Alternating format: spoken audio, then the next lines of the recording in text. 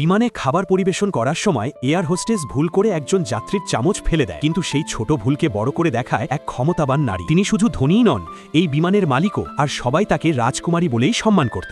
রাগের মাথায় তিনি ইচ্ছে করে টেবিলের ওপর রাখা গরম কফির কাপ উল্টে দেন। গরম কফি ছিটকে পড়ে এয়ার হোস্টেস শিশির হাতে, তার হাত পুড়ে যায়। তবুও শিশি কিছু বলতে পারে না, কারণ ওই নারী খুবই প্রভাবশালী। কিন্তু অপমানটা সে ভুলতে পারে না। মনে মনে প্রতিশোধ নেওয়ার সিদ্ধান্ত নেয় শিশি। কিছুক্ষণ পর রাজকুমারীর দিকে তাকিয়ে সে লক্ষ্য করল তার হাতে একটি লাল রুবির আংটি। আশ্চর্যের বিষয়, শিশির হাতেও ঠিক একই রকম একটি আংটি ছিল। এটা দেখে রাজকুমারী আরও রেগে যান। রাগে নিজের আংটি খুলে মাটিতে ছুঁড়ে ফেলেন এবং পায়ের নিচে পিষে দেন। এদিকে শিশির রাগ তখন চরমে পৌঁছে গেছে। সে রাজকুমারীর ব্যক্তিগত তথ্য দেখে জানতে পারে তিনি সামুদ্রিক খাবারে মারাত্মক অ্যালার্জিতে ভোগেন। তখন শিশি এক ভয়ঙ্কর পরিকল্পনা করে। সে সমুদ্রের শশা দিয়ে নুডলস রান্না করে। তারপর পরিবেশন করার আগে চুপি চুপি সেই শশাগুলো তুলে ফেলে দেয়, যেন কেউ বুঝতে না পারে। এরপর সেই নুডলস রাজকুমারীর সামনে পরিবেশন করে। সে ভেবেছিল এতে শুধু একটু অসুস্থ হবেন তিনি, কিন্তু রাজকুমারী মাত্র এক কামড় খাওয়ার পরই প্রচণ্ড কাশতে শুরু করেন। কয়েক সেকেন্ডের মধ্যেই তার মুখে লাল দাগ উঠতে থাকে। বিমান গন্তব্যে পৌঁছানোর সাথে সাথে তাকে দ্রুত হাসপাতালে নেওয়া হয়। কিন্তু পরের দিন ভয়ঙ্কর খবর আসে।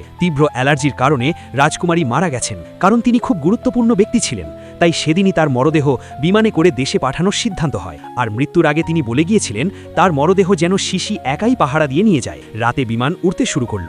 বাইরে ঝড়ো আবহাওয়া, আর ভেতরে ভয়ে কাঁপছে শিশি। হঠাৎ প্রবল ঝাঁকুনিতে রাজকুমারীর মরদেহ সিট থেকে নিচে পড়ে গেল।